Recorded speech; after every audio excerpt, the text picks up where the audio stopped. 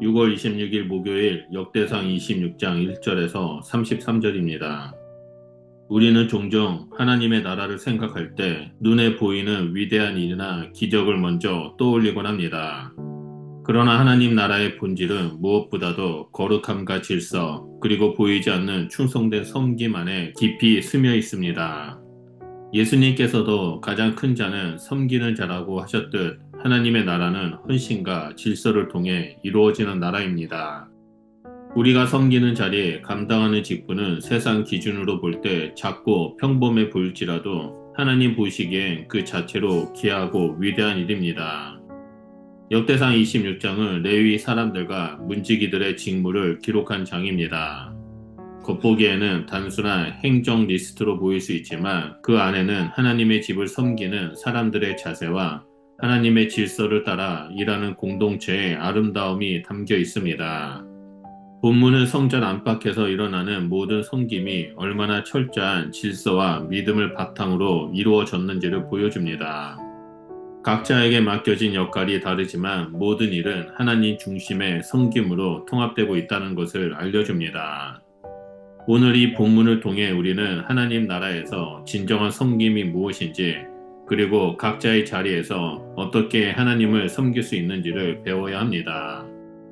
이제 본문을 따라 하나님께서 어떤 질서로 공동체를 세우셨는지, 그리고 그 속에서 우리가 어떤 태도로 섬겨야 하는지를 함께 살펴보겠습니다.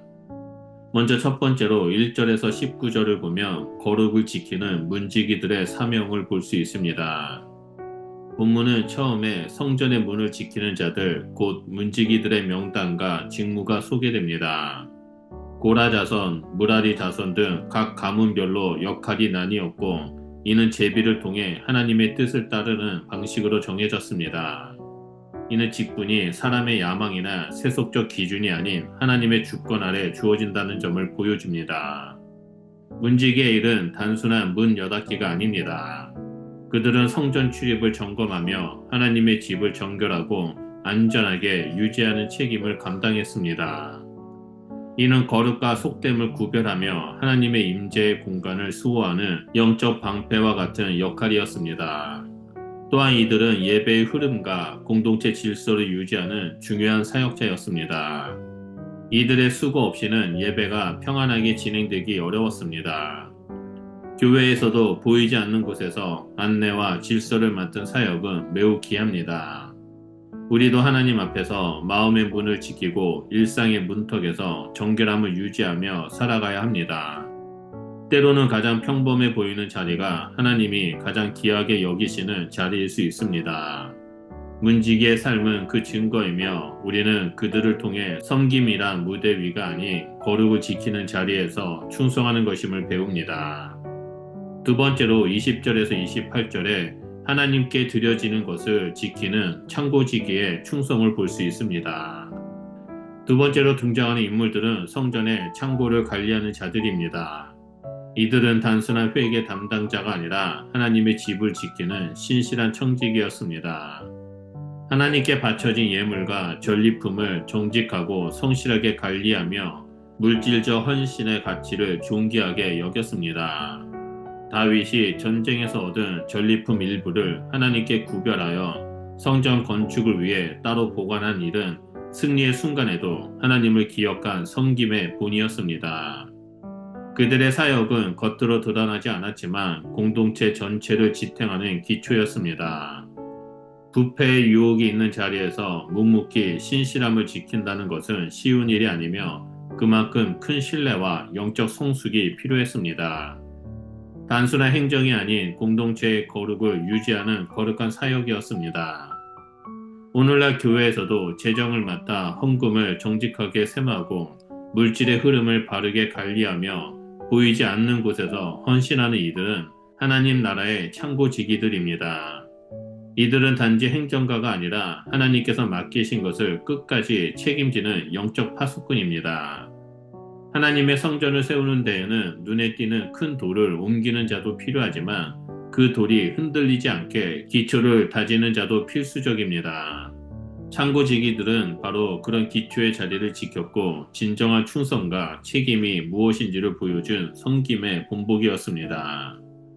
세 번째로 29절에서 32절을 보면 삶의 자리에서 하나님을 섬기는 행정과 재판의 직무를 맡은 사람들을 볼 수 있습니다. 본문 후반부에는 레위 사람들 중 일부가 성전 안이 아닌 이스라엘 전 지역에서 행정과 재판을 맡아 백성들을 섬기는 모습이 나옵니다. 그들은 단지 성전 일꾼이 아니라 지역사회 안에서 공의와 질서를 실현하는 책임자들이었습니다. 하나님의 법과 뜻이 백성의 삶에 스며들도록 하기 위해 그들은 공정하고 정직하게 일해야 했습니다. 여기서 주목할 점은 이들이 종교적인 리더로만 머물지 않고 백성의 실질적인 문제와 갈등 속에 깊이 관여하며 하나님의 정의를 구현하려 했다는 것입니다. 이것은 매우 중요한 통찰을 제공합니다. 하나님의 일은 성전 안에서 이루어지는 것이 아닙니다. 우리의 가정, 일터, 사회 속에서 하나님의 공의와 자비, 질서와 지혜가 드러나는 것 역시 하나님 나라의 섬김입니다. 신앙은 사적인 것이 아니라 공적인 책임과 연결될 때 비로소 세상 가운데 빛을 발합니다. 직장에서 정직하게 일하고 가정에서 사랑으로 섬기며 지역 사회 안에서 정의롭고 책임있게 살아가는 것, 그것이 곧 하나님의 뜻을 이루는 삶입니다. 그들은 삶의 현장에서 하나님의 뜻을 실현하는 도구였고 이 시대를 사는 우리에게도 동일한 부르심이 주어졌습니다. 목회자뿐만 아니라 교사, 공무원, 사업가, 가정주부, 학생 모두가 각자의 삶의 자리에서 하나님의 일꾼으로 살아갈 수 있습니다. 하나님의 나라란 교회 안에서 머무는 것이 아니라 우리의 일상 속 모든 영역으로 확장되어야 할 현실이며 사명입니다. 역대상 28장은 단순한 명단처럼 보이지만 그 안에는 하나님 나라의 섬김에 대한 깊은 메시지가 담겨 있습니다.